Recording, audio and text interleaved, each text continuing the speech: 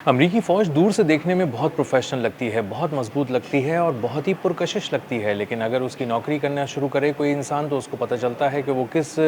जाल में फंस गया है जिससे वो निकल ही नहीं पा रहा, क्योंकि वो अपने फ़ौजियों के साथ जो सलूक करती है वहाँ की फ़ौज, उसकी एक और ताज़ा झलक सामने आ गई है। यूएसएस अब्राहम लिंकन एक ऐसा जहाज़ जहाँ पे सहूलतों की बहुत ज़्यादा कमी थी, उससे उसमें एक जहनी दबाव का शिकार होकर जिस फ़ौजी ने खुदकुशी करने की कोशिश की, उसको जब बाहर निकाल लिया गया तो उसके बाद उसे माफ़ नहीं किया गया। उसके बाद उसका अब ट्रायल शुरू हो रहा है और उस ट्रायल के अंदर उसको बताया गया है कि तुम्हें संगीन नौयत की तुमने एक खिलाफ वर्जी की है फ़ौजी कानून की, और जो रूल्स तोड़ने पे सख्त सज़ा उसको मिलने वाली है उसमें से एक ये है कि उसकी आधी सैलरी काट ली जाएगी। यानी एक ऐसे फ़ौजी की जो खुद जहनी दबाव का शिकार था और एक मेडिकल कंडीशन से गुजर रहा था, उसकी दादरसी करने के बजाय, उसकी दिलजोई करने के बजाय उसकी तनख्वाह काटी जा रही है। और इस पे उसकी बीवी भी चीख उठी है, और जब उसकी बीवी चीख उठी है तो पूरा अमरीकी मीडिया भी इस पर अब सवालात उठा रहा है। मेरा नाम अज़हर अली ख़ान है और आप देख रहे हैं आज की बात। यूएसएस अब्राहम लिंकन जो 3 महीने का कहकर लाया गया था ईरान के ख़िलाफ़ जंग में, एक ऐसा अमरीकी तैयारा बरदार जहाज़ जो कि 3 महीने का कहकर जब लाए उसको तो 10 महीने हो गए और उसको वापस भेजने वाला कोई नहीं था। तो उसके फ़ौजी बहुत ज़्यादा तकलीफ़ में आ गए, बहुत ज़्यादा जहनी तनाव में आ गए और उसके बाद उन्होंने लड़ना झगड़ना शुरू कर दिया। और मीडिया रिपोर्ट्स के अंदर है कि फ़ौजियों ने खुदकुशी करने की भी कोशिश की। उनमें से एक फ़ौजी कम अज़ कम ऐसा है जिसने जब खुदकुशी करने की कोशिश की और समंदर में छलांग लगा दी तो उसको वहाँ से निकाल लिया गया। और उसको निकालने के बाद उसका ट्रायल शुरू कर दिया गया।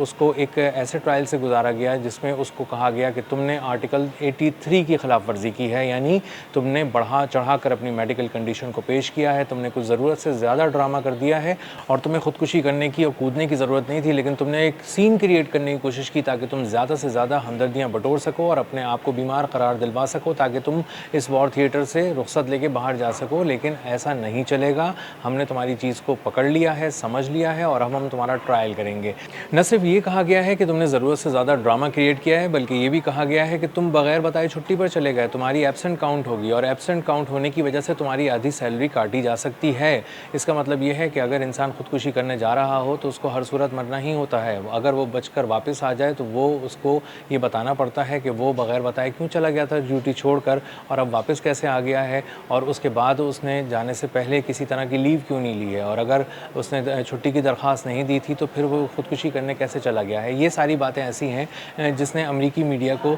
थोड़ा सा हिला कर रख दिया है। और अमरीकी मीडिया भी ये सवाल कर रहा है कि ये किस तरह का ट्रायल हो रहा है, ये कर क्या रहे हैं आप अपने फ़ौजियों के साथ। और ख़ुद उस फ़ौजी की बीवी भी ये सवाल कर रही है कि आप इस मामले को दबाएँ, मेंटल ट्रॉमा से निकालें मेरे शौहर को, वो बहुत ज़्यादा ज़हनी अज़ियत से दो चार था, आप उसको 3 महीने का कहकर लेकर गए थे, 10 महीने से ज़्यादा हो गया, वो पानियों के अंदर डिप्लॉयड है और उसकी कोई दादरसी करने वाला भी नहीं है, ज़हनी दबाव का शिकार है। ना सिर्फ आपने उसकी दादरसी नहीं की बल्कि आप उसको अब सख्त सज़ा देकर पूरी फ़ौज के सामने मिसाल बनाना चाह रहे हैं। तो आप ये किस तरह से कर रहे हैं। और अब वो जो फ़ौजी है, वो जो सेलर है, उसकी किस्मत का फ़ैसला कमांडिंग ऑफिसर के हाथ में है, क्योंकि कमांडिंग ऑफिसर अब इन सारी चीज़ों को शवाहिद का जायज़ा लेकर सूरत हाल को जानने के बाद इस बात का फ़ैसला करेगा कि उसकी आधी सैलरी कट की जाए या नहीं की जाए। और इस पे उसकी बीवी बहुत ज़्यादा चीख उठी है उस सेलर की और कह रही है कि ये कैसी फ़ौज है जो मेरे खाविंद की दिलजोई करने के बजाय, दादरसी करने के बजाय, उसको उसकी काउंसलिंग करने के बजाय, उसका मेडिकल ट्रीटमेंट करने के बजाय उसको एक और ज़हनी अज़ियत से गुजार रही है। यानी वो पहले ही एक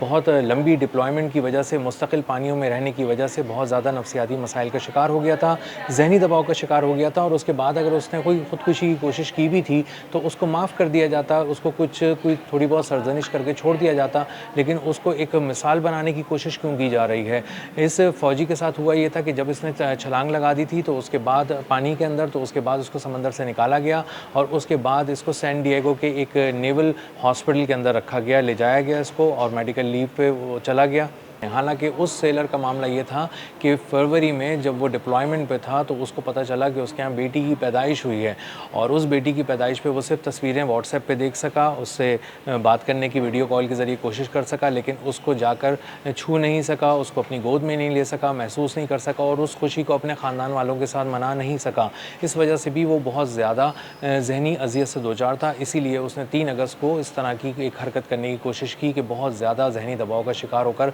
उसने समंदर में छलांग लगा दी और उसको जब फौजियों ने बचाकर वापस निकाला तो सैन डिएगो के नेवल हॉस्पिटल में एडमिट कराया गया। 5 रोज़ तक उसका मेडिकल ट्रीटमेंट होता रहा, लेकिन उसमें किसी तरह के किसी माहिर नफ्सियात ने उससे रब्ता नहीं किया और उसके बाद जब 5 दिन उसने अपने अस्पताल में गुजार लिए तो उसके बाद अमेरिकी फ़ौज ने कहा कि आप इमीडिएटली ज्वाइन करें, रिपोर्ट करें दोबारा अपने कमांडिंग ऑफिसर को और दोबारा जाके अपनी ड्यूटी को रिज्यूम करें और वहाँ पर अपनी ड्यूटी देना शुरू करें, क्योंकि बस हमने देख लिया है कि आपके साथ इतना कोई मसला नहीं था, आपने ज़रूरत से ज़्यादा चीज़ों को एग्जैजरेट किया है। मिलिंगरिंग का लफ्ज़ उन्होंने इसके अंदर इस्तेमाल किया है कि बढ़ा चढ़ा कर आपने इस सारे मामले को पेश किया है, लिहाजा आप जाइए और अपनी ड्यूटी को दोबारा ज्वाइन कीजिए। जिसके बाद उसको दोबारा अपनी ड्यूटी ज्वाइन करना पड़ी। तो ये दोहरी अज़ियत से दो चार हो गया वो फ़ौजी। एक तरफ उसके पैसे काटने की बात हो रही है, सैलरी काटने की बात हो रही है, दूसरी तरफ उसको ड्रामेबाज करार दिया जा रहा है, उसकी सीरियस नौइयत के ज़हनी मसले को भी संजीदा नहीं लिया जा रहा और इसीलिए वो उसकी बीवी भी बहुत ज़्यादा परेशान है। वो राब्ते करती है तो वो ख़ुद भी परेशान होकर कहती है और अमेरिकी मीडिया इस बात को डिस्कस कर रहा है कि जो लोग अपनी जान देने के लिए आगे चले गए थे दुश्मन की सफ़ों में लड़ने के लिए, अपने वतन को बचाने के लिए, अपनी फ़ौज की खातिर, उनके साथ आप ये कर रहे हैं कि आप उनका ट्रायल कर रहे हैं, पूरे फ़ौज के सामने उस फ़ौजी को खड़े होकर मिसाल बना रहे हैं और कहीं से आप ये मानने को तैयार ही नहीं हैं कि वो फ़ौजी किसी मेडिकल कंडीशन का शिकार हुआ था। अब सूरत हाल आप सुनिए कि क्या थी। अब्राहम लिंकन पे एक तैयारा बरदार जहाज़, जदीद तरीन तैयारा बरदार जहाज़, और उस पर मामला ये हो गया कि जब अमेरिका ने मशरिक़ वस्ती की तमाम एयर बेसिस को बहुत बुरी तरह तबाह कर दिया अमेरिका की, तो उसके बाद अमेरिका को अपना सारा मामलात जो उसके लॉजिस्टिक्स से मुताल्लिक़ थे वो उठाकर ले जाने पड़े डिएगो गार्शिया, 4000 किलोमीटर दूर एक जजीरे पे। और वहाँ से जब लॉजिस्टिक्स की सप्लाई यहाँ की जानी थी आबनाए हुर्मुज़ के करीब, बहिर अरब के करीब, तो उसके लिए बहुत ज़्यादा ट्रेवल टाइम भी बढ़ गया, कॉस्ट भी बढ़ गई और इसीलिए सप्लाईज़ मुतासर होना शुरू हो गई। जिसके बाद यूएसएस अब्राहम लिंकन पे जो तैनात फ़ौजी थे उनके लिए बहुत सीरियस किस्म के मसाइल हो गए।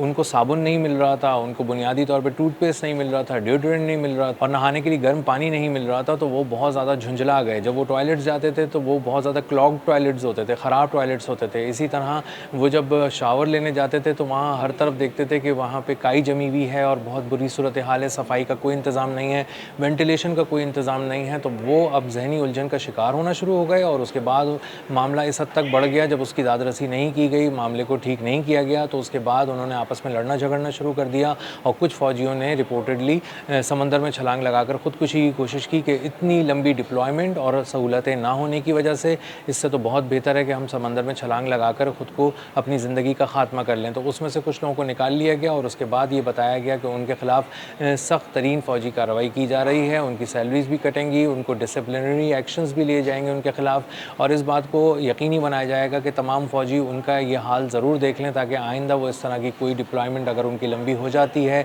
वो हालत जंग में होते हैं, तो कहीं वो घर वापस आने के लिए ज़िद ना करें, वो ज़ोर ना डालें और ये ना कहें कि हमें अपने घर वालों से मिलना है, हमें अपने घर वापस जाना है। सूरत हाल इतनी ज़्यादा कशीदा हो गई, इतनी ख़राब हो गई कि यूएसएस अब्राहम लिंकन को निकालना पड़ा और दूसरी तरफ पैसिफिक ओशन से एक यूएसएस जॉर्ज वाशिंगटन नामी तैयारा बरदार जहाज़ वहाँ से निकाल कर यहाँ लाना पड़ा और उसको रिप्लेस करना पड़ा। तो इस वक्त भी जो फ़ौजी हैं वो फ़िलिपीन के आसपास हैं और वहाँ पर पहुँचने के बाद अब